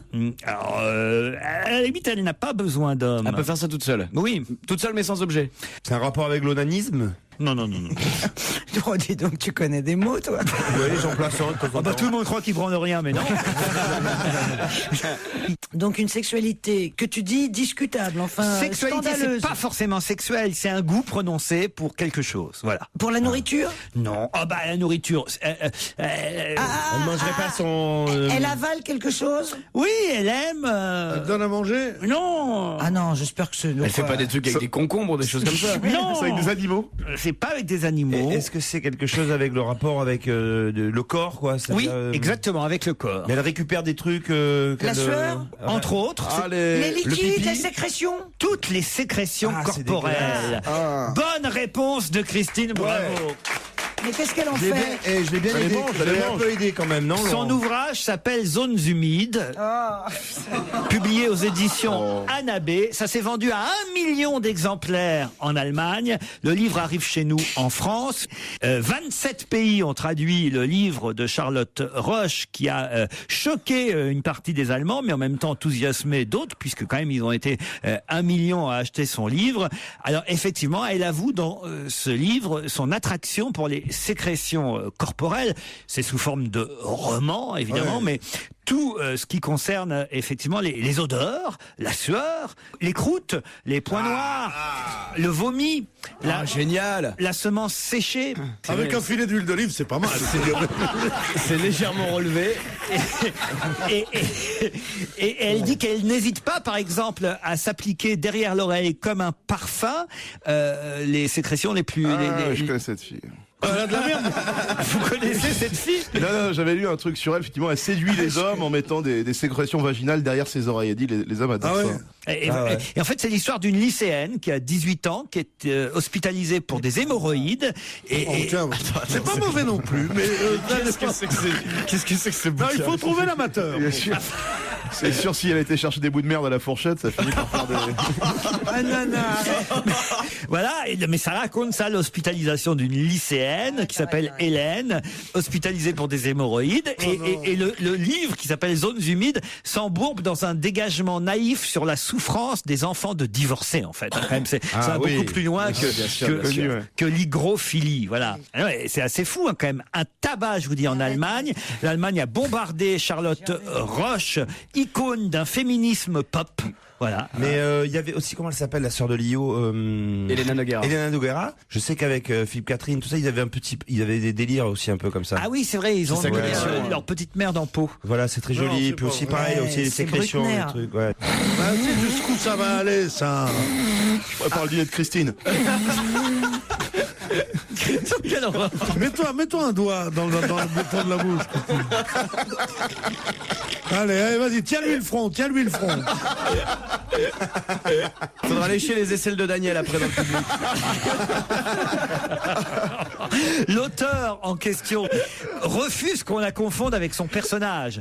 Et d'ailleurs, elle ne veut même pas que ses parents lisent son livre, car elle dit que les passages les plus dégoûtants sont toujours repris par la presse, mais qu'elle n'avait pas écrit ce livre dans ce but. Elle veut surtout pas qu'on pense qu'elle-même est adepte de ce genre de choses. Non, bien sûr. C'est l'héroïne de son roman qui est comme ça, évidemment. Ça s'appelle Zones humides. Je te garde 2-3 poils, Christine. Allez, on repart avec le meilleur d'On va gêner sur Europe 1. Je vous rappelle que c'est jusqu'à 18h30. C'est tout l'été. On vous accompagne en souriant. On retrouve Laurent Ruquier et ses complices avec une question de Laurent un peu coquine, quoi. Pourquoi les Grecs peuvent-ils aujourd'hui rougir en lisant Libération ? Pourquoi les Grecs peuvent-ils aujourd'hui rougir en lisant Libération ? Nikos, il a fait une connerie encore ? Qui ça ? Nikos. Ah, Nikos, non, Nikos Aliagas. Non, aucun rapport avec Nikos Aliagas. Je ne le connais pas suffisamment pour vous dire s'il y a aucun rapport. Mais enfin, lui-même va pas être très content, Nikos. Et j'imagine, sur une radio concurrente, sur Énergie, pour ne pas la citer, ce qu'il a dû entendre de la bouche, par exemple, de notre camarade Mustapha El Atrassi. C'est les derniers de la classe d'Europe, c'est ça ? Oui, par rapport à la dette. Pas par rapport à la dette. La sécurité. Non plus. Ils ont les sandwichs les plus dégueulasses d'Europe. L'hygiène. Pas l'hygiène. Le sexe. C'est pas faux, vous dites Non, sur les sandwichs, c'est pas faux. Ah oui, les sandwichs à la grecque, c'est pas bon. C'est dégueulasse. Ouais. Ah bon? C'est horrible. Non, sur le moment, c'est bon. C'est après que c'est moi. Vous avez dit quoi? Le sexe. Le sexe, c'est-à-dire je sais pas, le nombre de fois on fait l'amour, par exemple. Non, c'est le pays. La taille, comme Paul, la taille du sexe. La taille du sexe. Ils ont le plus petit sexe d'Europe. Le plus petit sexe d'Europe, c'est les Grecs qui l'ont. Bonne réponse de Titoff. Comment tu sais? C'est une étude qui vient. Parce qu'en France, c'est l'inverse. On est les premiers d'Europe. Exactement. Mais comment vous le savez? Je sais parce qu'ils m'ont appelé pour le sondage. Et t'as menti? Alors attention, c'est le pénis en érection. C'est dans l'IB que j'ai trouvé cette info. C'est une étude allemande publiée par l'Institut für Kondomberatung. Condom, vous comprendrez que ça veut dire préservatif. Hein. L'Institut de conseil en préservatif. Et alors, ils ont testé 10 477 pénis en érection dans 25 Combien pays. ils en ont testé? Je sais pas qui a fait l'étude, j'espère qu'il a un peu pédé le mec parce que sinon, c'est un peu chaud. Combien? 17 000? Mais en France, à mon avis, 10 000 477 pénis en En érection. fait, ils ont fait l'étude sur chaque équipe de foot nationale. C'est pour ça que la France a gagné vraiment. ça fait partie des bons côtés de l'immigration. Dans 25 pays différents de l'Union européenne. Et nous, on arrive non, mais soyons fiers, les Français. On arrive en tête avec un pénis en érection. Pardon, mais là, c'est de l'info, moi, que je donne. Avec un pénis en érection de 15 cm 48. Voilà. On est en tête avec 15 cm. Ça va peut-être rajouter un critère pour l'identité nationale. Peut-être que tous les gens en dessous vont devoir dégager. Je vous le dis tout de suite. Encore faut-il demander. 15 cm 48 pour les Français. On est en tête devant les Suédois. Qui sont pas si mal quand même, les Suédois, avec 15 cm 36. Parce qu'il fait froid, ça. Rappelons que pour la France, le 13e arrondissement n'a pas été pris en compte. En troisième place, l'Estonie. C'est pas un ordre, quand je dis l'Estonie, c'est pas. Les Estoniens, eux, ont un sexe en érection de 15 cm 17. C'est nul. Ça, c'est les trois premiers. Comme l'écrit si élégamment Libération, les boules pour les trois derniers du classement. Les Britanniques, qui en ont une très petite avec 13 cm 32 en érection. Les Irlandais, 12 cm 78. Et alors les pires, les pauvres, je vous le disais, c'était dans la question. Les Grecs. Combien? Les Grecs, 12 les nuls. 12 cm 12 cm 18 quand même. Ça correspond à un sexe d'enfant au Cameroun, tout ça. Non mais c'est vraiment du grand n'importe quoi. Expliquez-moi la différence entre 12 et 15 cm. Moi, je manque de points de repère, d'éléments de comparaison et de... Non, mais on se mettra pas à poil, ne cherchez pas. Paul, vous sentez français? Non, tout ça est très consternant. C'est grave, Vermus. Non, c'est vrai, ça fait un moment que j'étais pas venu. Là, ces questions sont assez... Je suis désolé, c'est dans l'IB. Non, mais la conclusion de tout ça, c'est si vous voulez vous rendre intéressant, allez baiser en Grèce. Je veux dire, c'est surtout ça. Quoi. Ah ouais, putain, et on est des dieux vivants là-bas. Bien sûr, c'est ça. Non, mais faut se méfier des statistiques. C'est pas les statistiques, faut se méfier en fait de ce que répondent les gens, parce que les Grecs, vous savez ce qu'ils sont, ils sont grecs, ils sont là, et ils sont en train de sympathiser avec le mec qui leur pose les questions, ils sont en train de le draguer. Ça te fera pas mal, je te jure, ça te fera pas de mal, elle mesure que 12 cm. Ah ouais, d'accord. C'est ça en fait. C'est vrai que sur les statues antiques, ils ont souvent des petits sexes, si tu regardes bien. Mais c'est ce que dit Libé. Enfin, ils bandent rarement sur les statues antiques. Le mec en train de lancer le javelot, tu sais. Ouais, mais justement, dans Libé, ils disent que quand même, dans les statues de l'Antiquité, les Grecs étaient toujours plutôt bien pourvus et que ça laisse envisager que ce serait quand même plus fort que la moyenne de ce qu'on nous donne aujourd'hui. C'est une moyenne. Voilà. Bon, c'est une moyenne en même temps. C'est une moyenne. C'est dangereux de publier des chiffres comme ça parce qu'après, les gens vont être tentés de se comparer, vous comprenez? Ça crée des complexes. Oui. Non, mais il y a un institut de sondage qui a fait ça, il existe ou vous racontez n'importe quoi? Quel est l'institut de sondage qui a fait ça? Depuis qu'on a donné les chiffres, il est pas bien. Non, mais attends, c'est pas grave, tu peux rester en France, tu n'es pas obligé de retourner en Grèce. Hein. C'est l'Institut, vous donnez son nom, l'Institut für Condom-Beratung. La question, c'est est-ce que nous-mêmes, les hommes, on s'est mesuré un jour dans notre vie son sexe? Est-ce que, par exemple, Titoff, tu as déjà mesuré ton sexe? Moi, j'ai jamais mesuré, mais beaucoup se sont amusés à le faire, oui, c'est vrai. Ah, mais c'est pas un truc que les petits garçons font à l'école? Si, pas les petits garçons. Les petits garçons de 18 ans, ouais. On peut pas appeler Nikos pour se foutre de sa gueule ou Moi, pas? quand j'étais petit, j'ai mesuré, comme tout le monde. Voilà. Bah oui, évidemment, parce que j'étais Toi, inquiet. c'était avec un rapporteur, tu vois. Stevie, c'est avec un compas pour le tour d'anus, t'es obligé. Europe 1, on va se gêner. Attention, question si tu n'y réponds pas, bah t'es con. Elle a 29 ans, elle s'appelle Seri Burnell. Et Seri Burnell crée la polémique en Grande-Bretagne. Pour quelle raison, alors qu'on la voit sur la BBC, crée-t-elle la polémique? Est-ce qu'il y a un lien avec la famille royale? Genre, ça serait la nouvelle petite amie d'un prince ou quelque chose comme ça, non? Chanteuse? Elle n'est pas chanteuse. Elle est animatrice de télé. Elle est animatrice de Et télé. elle a fait une bourde. Pas du tout. Ah non, attends, c'est pas celle qui est en phase terminale d'un cancer qui va mourir, non, qui s'est mariée elle avec... est animatrice Vous de avez télé. vu cette histoire? C'est Ouais, incroyable. c'est celle qui a fait. C'est marrant comme histoire, mais c'est pas ça. C'est pas drôle, mais c'est étonnant comme histoire. Non, c'est bien marrant. Je me souviens à la maison, mon beau-frère, il s'est explosé tellement on a remis une tournée. Non, mais Alors, elle est effectivement animatrice sur la chaîne BBC. Animatrice, peut-être si vous trouvez de quel genre d'émission. La météo? Non. Elle a donné une interview. Elle a fait une interview. Non. Télé-réalité? Non, en gros, elle a rien fait de mal. C'est plutôt le fait qu'on l'a embauchée qui crée la polémique. Elle a une particularité physique ou quelque chose? C'est la femme d'un homme politique. Pas du tout. Elle s'occupe d'économie. Non. Elle n'a pas toujours été une femme. Non, ça a toujours été une femme. Elle est diplômée du Centre d'art dramatique de Manchester. Elle anime une émission sur la BBC. Et puis là, il y a des tas de gens qui écrivent, qui envoient des lettres de protestation. Ah, elle est noire? Non. En Angleterre, ils étaient quand même en avance par rapport à nous. Non, mais c'est physique ou c'est par rapport... C'est physique. Elle est sourde? Non. Aveugle? Mais peut-être vous devez trouver d'abord... le genre d'émission qu'elle anime? Oui. C'est un truc religieux? Ou plutôt à qui sont destinées ces émissions? Genre c'est Interville et elle a qu'une jambe? Non. Un truc comme ça. Pour les enfants? Alors c'est pour les enfants et elle a des gros nichons. Elle sort de tôle. Non, mais justement, vous allez voir que c'est terrible parce que... Ah, elle est naine. Non. Elle est vieille? Non. Elle a 29 ans. Elle a pas d'enfant? Non. Les emails ne cessent de pleuvoir. Les parents disent qu'elle donne des cauchemars à leurs Actrice enfants. de X? Mais non, c'est physique, c'est physique. Elle a pas de bras? Elle louche? Elle est manchot. Elle est manchotte. Bonne réponse de Jérémy Michalak. Et alors? Eh ben, il y a des parents qui sont choqués pour leurs enfants, qui disent que c'est pas normal qu'on ait mis une manchotte pour animer une émission pour enfants. T'imagines à la roue de la fortune pour tourner les lettres comme ça? Elle est manchotte. Pour tourner la roue. Tu peux pas élever un enfant correctement si t'as pas de bras, comment tu le poignardes sinon? Mais elle a même pas. Depuis l'apparition de la jolie présentatrice avec un moignon qui anime... Ah, bah elle a un moignon quand même. C'est qui veut gagner des moignons, c'est nouvelle. Non mais attends. Qui anime des ateliers de modelage. Ah ouais. Ah oui. Ah oui, c'est sûr que pour faire les vases, c'est pratique. Hein. Avec la tête. Et elle lit une histoire aux enfants avant d'aller au lit. Les parents... qui fait faire.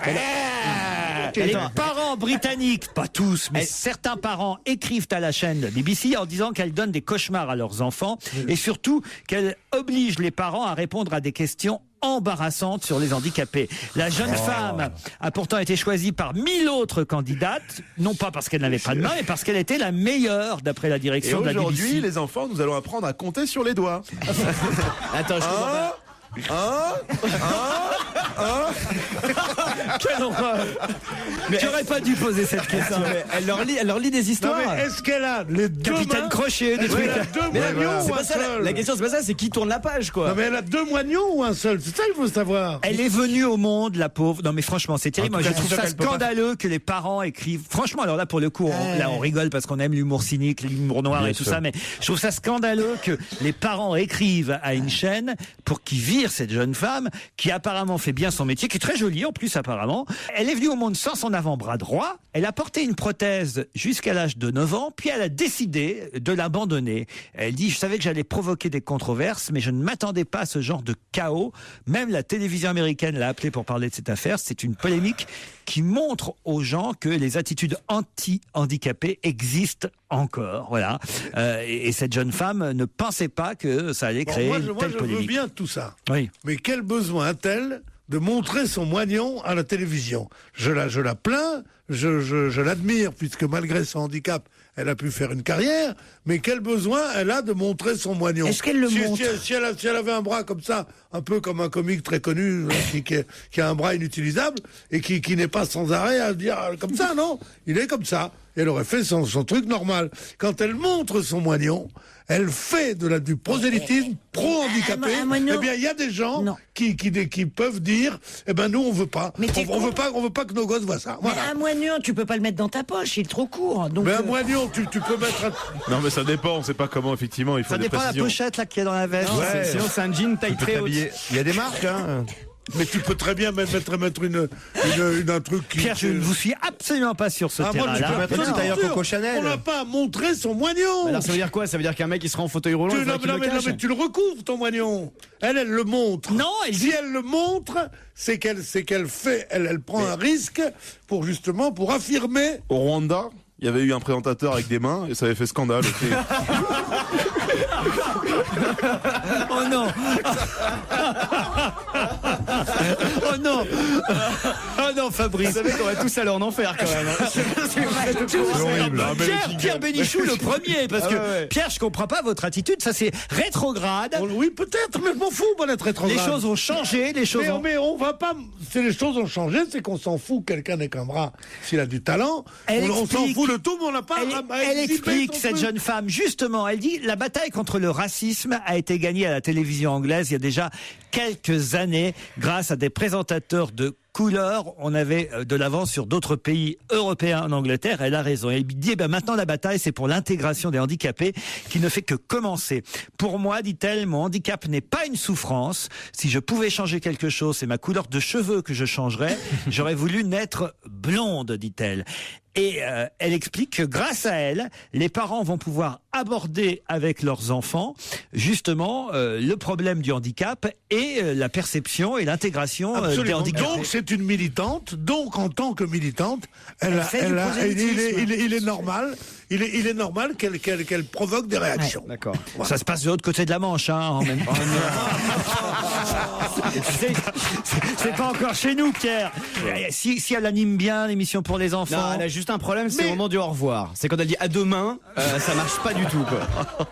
Non, mais c'est vrai que par exemple, nous, on a eu Dorothée. Bon, ben voilà, on a passé on a eu des super années, c'est vrai, quoi. C'est vrai. Elle a fini un peu fatiguée après les années de télé, mais elle était bien. Non, mais c'est pas bien parce que s'il la vire, voilà. Son mari. Je dis pas qu'il faut la virer. Son mari est au chômage, Pierre, en plus. Ah bon? Il vit à son crochet. Oh non.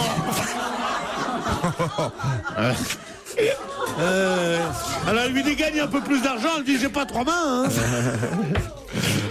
Non mais franchement là, Pierre, vous êtes seul contre tous dans cette affaire-là. Christine, vous êtes d'accord? Je suis un peu d'accord avec Pierre. Ah bon? Eh ben, si elle le montre, mais elle fait pas comme ça, elle fait pas des gros plans dessus, juste elle a un moignon. C'est tout ce qu'a dit Pierre. Vous n'avez pas compris ce qu'a dit Pierre. Si effectivement elle présente avec une manche qui tombe et il n'y a pas de main au bout, on s'en fout. Si en revanche elle est bras nus avec un moignon, effectivement, c'est de l'exhibitionnisme et effectivement elle s'expose à ce que des gens ne veulent pas le voir. C'est grave ce que vous dites. Est-ce que pas du tout?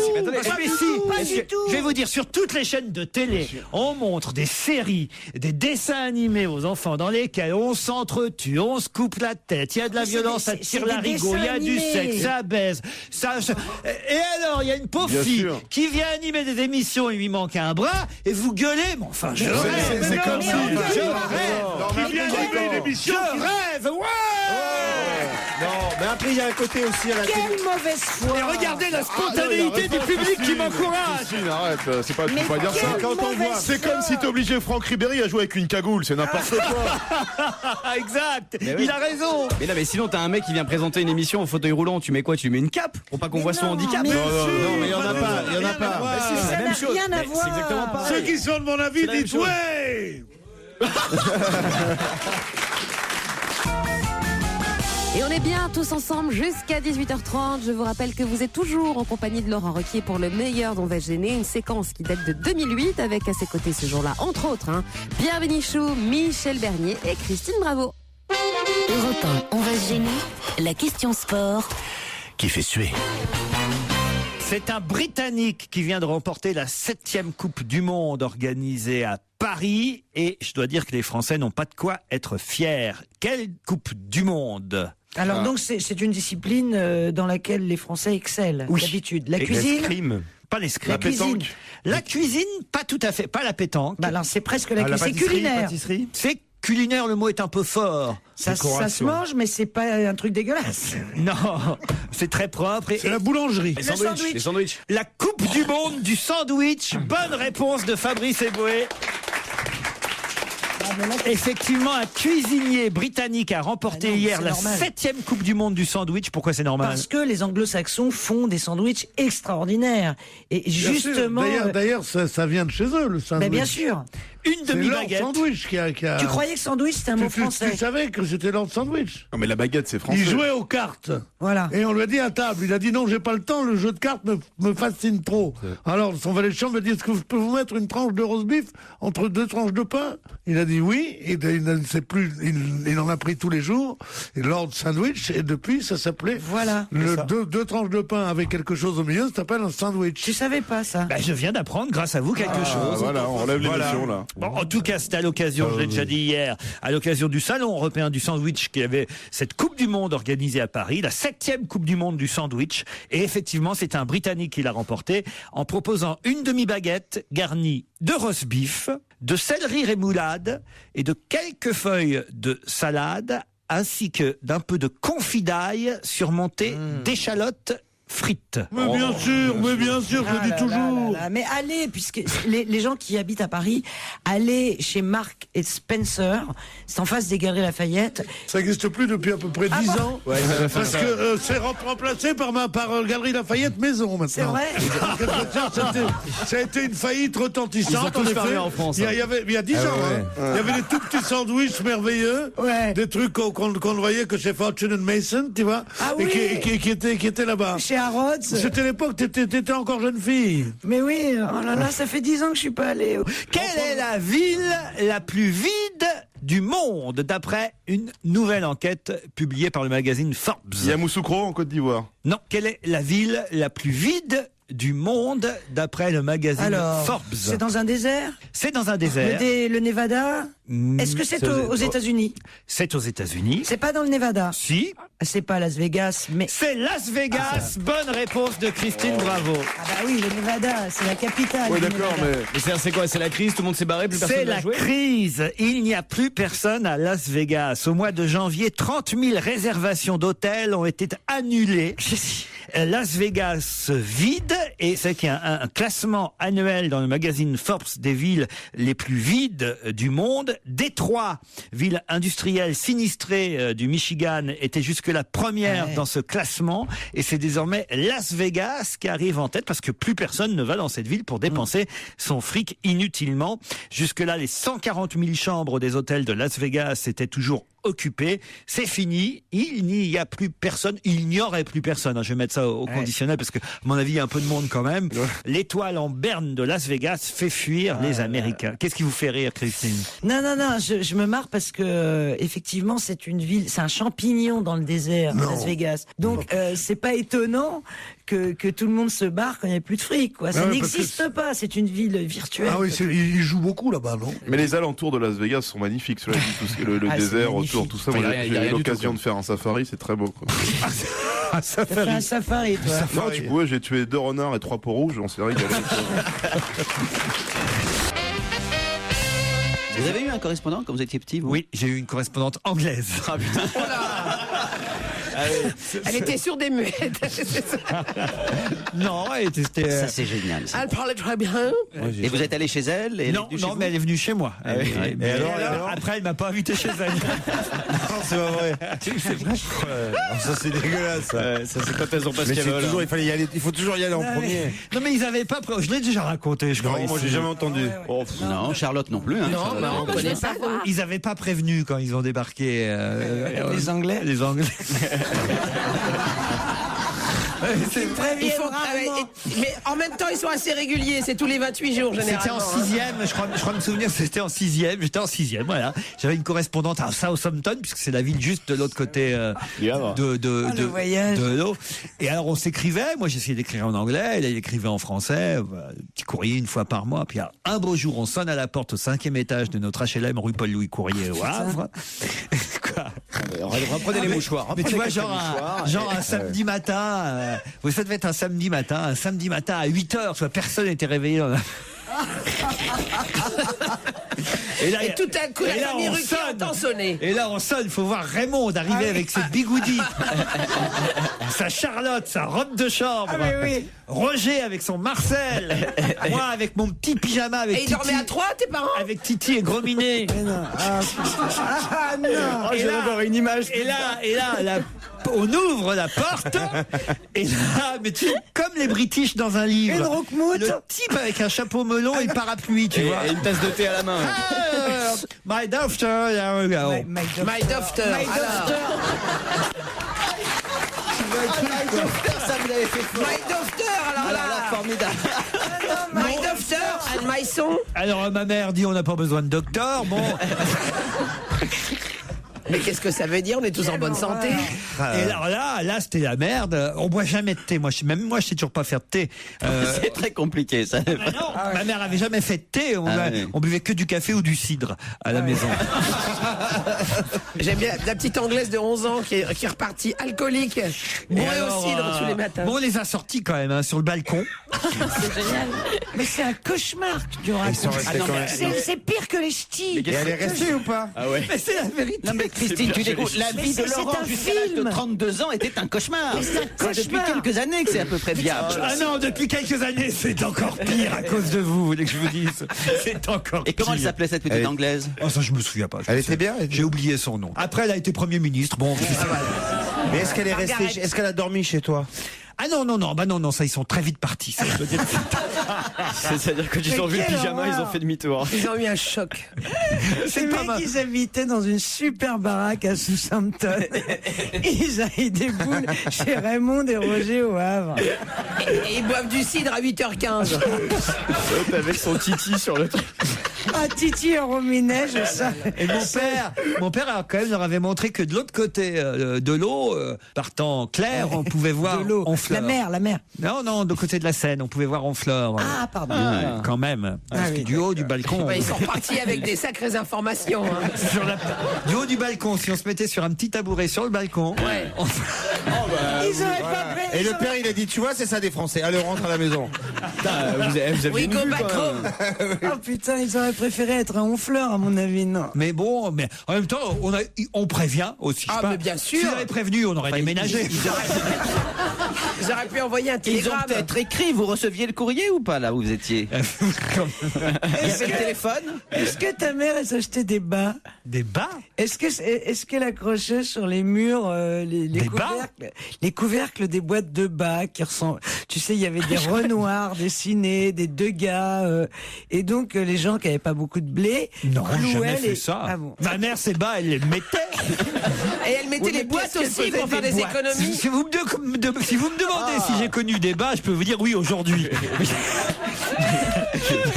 Mais autrement, Non, sérieusement, mais coller des bas sur les murs. Mais tu Ah sais, non, c'est quoi, c'est les on boîtes collait des porte-clés. En revanche, dans l'entrée, Ah bah voilà. Ah oui, plein de porte-clés. la petite frise du papier peint, c'était des porte-clés. D'époque. Les porte-clés d'époque. Oui, avec des pubs dessus. Avec des pubs formidables. Tu les as toujours, ça se revend. Non. Vachement cher. Non, sur mais eBay. comme ma maman déménage, là, j'ai récupéré des trucs. Essaye de lui chourer les porte-clés. Mais qu'est-ce que t'as récupéré? Vas-y. Parce que j'ai réussi à les recaser en Angleterre. Bon, Alors, qu'est-ce que t'as récupéré? c'est vrai qu'elle voulait pas déménager. Des votre vieux mère. 45 tours, des vieux 33 tours que j'avais. J'étais content. Je vais les apporter ici. Ah ouais. Des vieux Nana Mouskouri. Le pyjama. Apportez-nous le pyjama que Titi vieux, hein, Nana aussi. Mouskouri. Le pyjama. J'ai ramené, vous croyez pas si bien dire, hein, j'ai ramené j'ai rapporté Titi la semaine dernière. Ta mère a Le tout- tapis. Elle a tout gardé. Ma chambre est intacte. Ah mais il y a des visites au Havre. Qu'est-ce qu'on peut trouver à Intermarché, chez Système U ou chez Leclerc qu'on ne trouve plus ailleurs? Alimentaire. C'est alimentaire. Alimentaire, mon cher Watson. C'est bien ça, Pierre. Un produit régional spécifique. Alimentaire, mon cher Watson. Moi, je trouve ça marche toujours. Mais tu la connaissais pas? Si, bien sûr. Un certain fromage Oui. qui n'est pas pasteurisé et qui est maintenant interdit, c'est ça? Non, pas du tout. Ça n'a rien C'est à laitier. voir avec le fromage. Il y a du laitier dedans. C'est pas laitier. Qu'est-ce qu'on Il y a peut de la trouver viande, il y a chez de la viande Système U, chez Intermarché, chez Leclerc, qu'on ne trouve plus ailleurs? C'est une marque distributeur. Non. Il y a de la viande Des dedans. mousquetaires de la distribution? Non, c'est seulement Intermarché. Des nouveaux commerçants en compote. Non. Non, et ça se mange. Oui, ça se mange. Je vous l'ai dit, c'est alimentaire. Est-ce qu'il y a de la viande dedans? Ça fait grossir. Non, ça ne fait pas grossir. C'est sucré ou c'est pas, salé? alors. Pardon? C'est sucré ou c'est salé? C'est plutôt salé. C'est au rayon frais. Enfin, salé. C'est ni l'un ni l'autre. C'est un légume. C'est On des peut légumes. le saler Oui. et on peut le sucrer. Voilà. Genre C'est vivant? Non, sucré, non, mais ce que je veux dire, c'est que ça fait pas partie des choses sucrées. Voilà. D'accord. Mais Et c'est pas c'est vivant ou forcément pas? salé. Non. Ça se mange avec l'apéro? C'est vivant. Bah, ça a été vivant et puis c'est mort quand on le vend. Autrement. Du thon rouge. Bah non, Du thon rouge. Bonne réponse de Jérôme Bonaldi. Mais moi je comprends pas cette histoire de thon route. Moi j'en trouve partout au marché. Du thon Bah rouge. oui, mais c'est dramatique. Tu confonds Il y en pas a avec plus le dans Germont, l'océan. Je confonds. Avec l'autre, avec le Germont peut-être. Quand il y a marqué thon, c'est Ou du Albator. Germont. Ah d'accord. Ah, d'accord. Faut demander à ce qu'il soit plus rouge. Ouais. Bah oui, mais je peux En rien même temps, faire, moi, mais- quand je le fais cuire, il est moins rouge. Oui. Faut qu'il soit bien rouge à Mais- l'intérieur quand même. Mais moi j'en trouve partout, on dit qu'on n'a plus le droit. Mais, Mais moi, j'en pourquoi trouve c'est tellement bon à manger que ça? partout. Le thon? Oui. Oh oui. Un mariné, Non, mais c'est nous, Non, on ce qui est consomme- bon, c'est le thon gras. Mais moi, je sais pas Attends. la différence entre le thon rouge et l'autre thon. Alors, il faudrait qu'on me dise, en fait. Évidemment. C'est difficile de faire la différence, sincèrement. Mais c'est peu. C'est surtout la mode des sushis. C'est 23 € le kilo chez Intermarché. Ouais. C'est pas cher. Alors 23 € le kilo. Si c'est 50 grammes qu'on absorbe, ça fait pas Mais cher. non, un steak de thon, c'est 200 grammes. Si c'est 2 kilos, mais je ne sais pas, je ne connais Tu pas. sais pas ce ces que tu. choses-là. Mais tu manges pas un kilo de thon, je te le dis, moi. Pas un kilo de thon, moi. Ah non, tu manges un steak de thon qui est 200 grammes ou 300. 200 grammes. Oui, mais pas, tu prends pas un kilo Alors de thon. 200 grammes, ça fait 5 fois moins que 23 €. Ça me ferait en quelque sorte une quarantaine d'euros, quoi. C'est cher quand même. Mais non, c'est 23 € le kilo, ça va pas te faire 40, Ouais, mais bon, 40 c'est- € les 300 grammes. Mais réfléchis. Tu manges pas tout seul. C'est 4 € le kilo alors. Mais non. C'est 8 € le kilo. Moi j'en connais un thon. J'aime mieux dire que. 5 fois 8, 40, 8 €. Ben moi, je peux pas me payer des steaks à 8 €. Moi.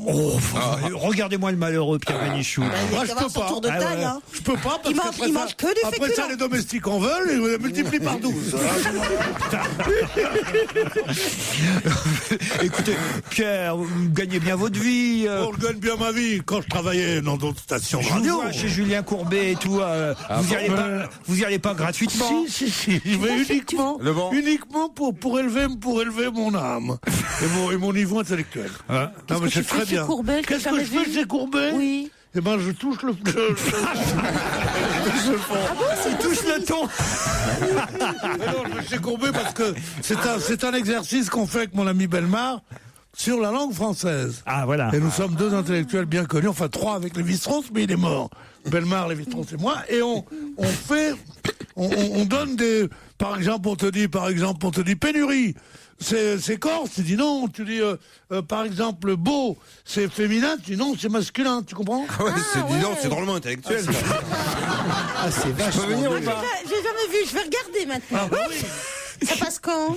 Ça passe pas.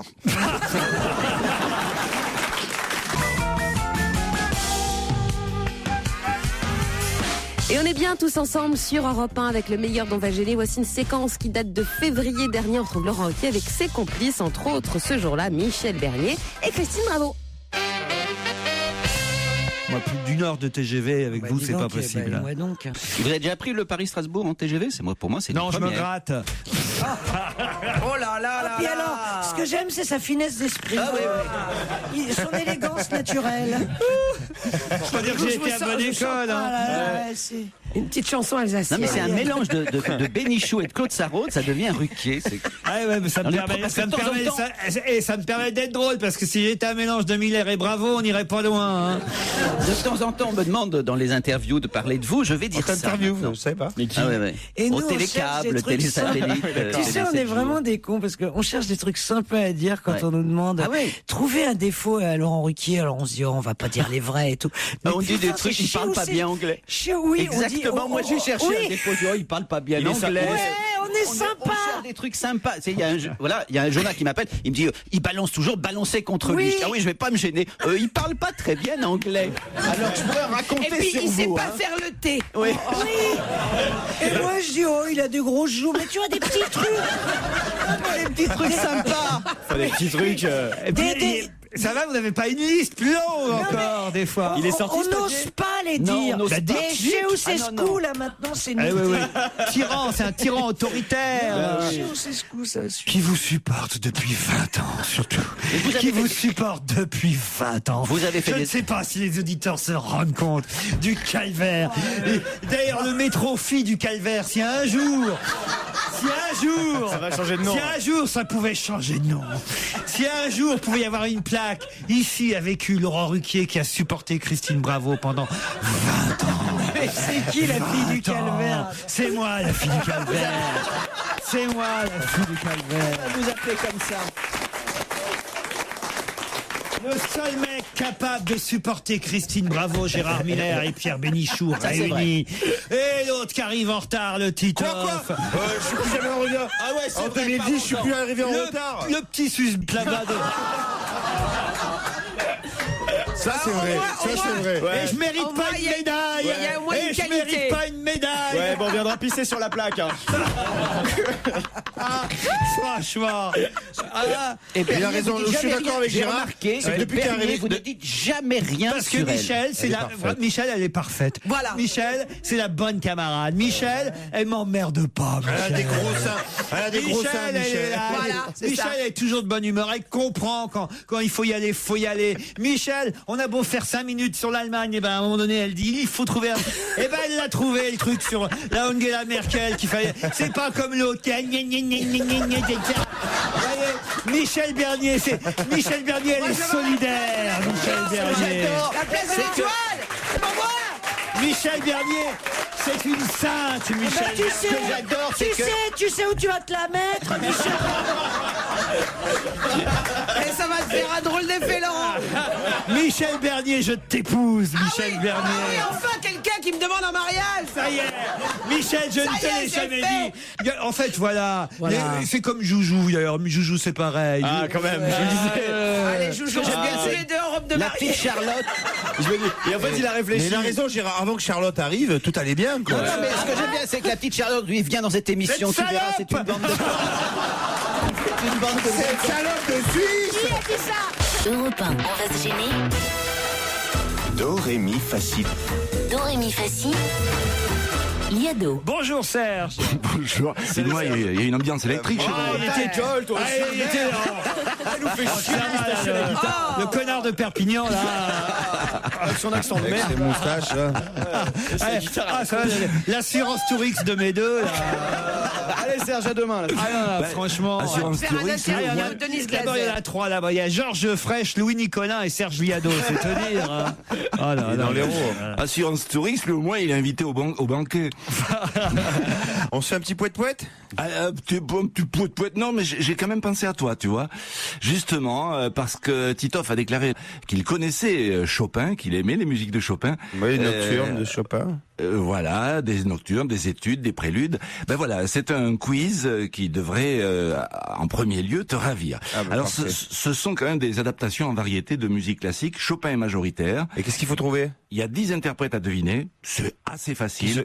Et pour toi, question subsidiaire, quelles sont les 3 chansons sur 10 qui n'ont pas été composées par Chopin? Alors en fait, voilà.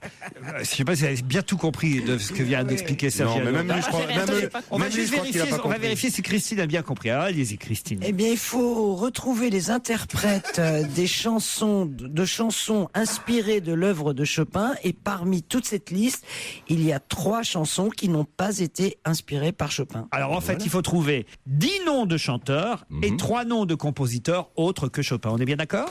Oui, c'est ça. Être ami ennemi au fil de la mélodie. Être ami ennemi, le temps nous a désunis. Et c'est pas le temps, Chopin fait de son. Ami ennemi.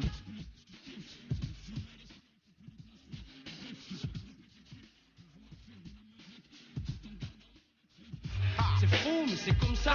Et quand mon premier jour, je suis gardé le silence. Plus de tourments, plus de douleur, et plus de larmes.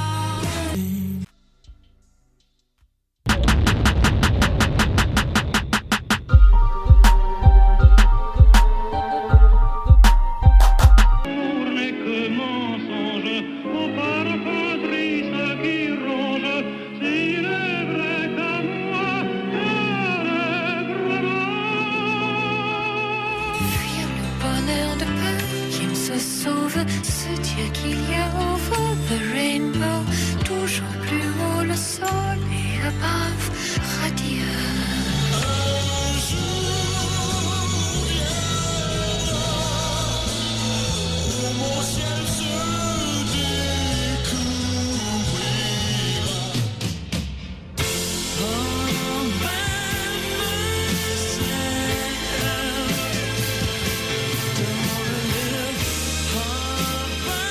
Il ne s'agissait pas d'hallucination auditive, même si ça se termine par All by Myself. Oui, c'est vrai. Mais c'est 10 chanteurs, très très dur. 10 chanteurs à identifier. Alors là, franchement, très dur. c'est introuvable. Les chanteurs sont bien trouvés. Alors si, on a trouvé. Alors allez-y, Titoff. Nadia. Ça en fait une. NTM. 2. Michel Thor ou. C'est Sylvie Vartan. Sylvie Vartan. 3. Jeanne Masse. Jeanne Masse en Roger Noir. Tino Après, Rossi. Tino Rossi. Il y a Donna Summer ou Diana Ross. Donna Summer. Il y a Radiohead. Après c'était Pierre Bénichou. Birkin, ouais. Tino Rossi, c'est bon ou pas? Mike Brandt. Non. David Alexandre Winter. Non. Jane Birkin. Il vous en manque que 2 en fait. Guettari ou Tino Rossi. Herbert Léonard. Non, vous avez eu Nadia, NTM, Sylvie Vartan, Jeanne Masse, Radiohead, Donna Summer, Tino Rossi, Jane Birkin. Il manque les 2 derniers en fait. Voilà. Qui chante All By My Side? C'est celui qui l'a créé, oui. On va pas réécouter, c'était Eric Carmen. Ah bah oui, bien sûr. On l'aurait trouvé. Et juste avant, c'est qui? Alain Bachung. Un jour viendra, c'était Alain Bachung sur une musique de Wagner. Alors, tu as Il balancé. faut pas le dire, parce que tu as dit Wagner, il y avait aussi Bach. oui, Bach, Il y avait Bach pour les c'était Kings, pour Jane Birkin. Et le dernier, alors All By Myself, à votre avis? Beethoven. Non. Mozart. Non. On ne sait pas. Ah, on sait pas chercher. C'était Franz Liszt. André Rieu. Non. Brahms. Ah, on n'est pas loin, là. Chère amie Christine. Schubert. Ça se trouve. Rachmaninoff. Bonne réponse de Christine, bravo. Voilà, on a tout. On a la complète. Merci, tu m'as fait plaisir. Voilà, j'espère que la musique aura un peu adouci les mœurs chez vous. Oui, c'est vrai. C'était sympa votre anniversaire au fait, Sergiado. On n'a pas été Ouais, invité. très hein. sympa, ambiance crêpe. C'était où Il y avait tous ses potes. On n'a pas été invité. Il y a Christine qui dit heureusement. Non, parce que c'est loin. Mais dis-moi, quand tu fais ton Mais moi, je suis en anniversaire, Seine-et-Marne. comment ça se passe pour faire la chenille tout seul? Je suis seul au micro, mais je suis très entouré. C'est à la queue le plus long. Et Non moi, mais je suis dites-nous ce que vous avez fait, nous on n'y était pas. Bon, écoute, on est allé au Chinois. Au Chinois. Au Chinois, en Seine-et-Marne, c'est top. Hein. Et c'est là où il y en a le plus. Et c'est- Et c'est quoi le gâteau d'anniversaire dans un restaurant gâteau chinois? C'est un Non, M avec non, une le gâteau bougie. d'anniversaire, on fera ça le week-end. Non, on fait rien de Ils sont spécial. éclatés, il y avait plein de gonzesses, ils ont bu le saké, ils ont regardé dans le verre. Le meilleur d'On va gêner revient dès demain 16h sur Europe 1 et c'est jusqu'à 18h30 pour votre plus grand plaisir.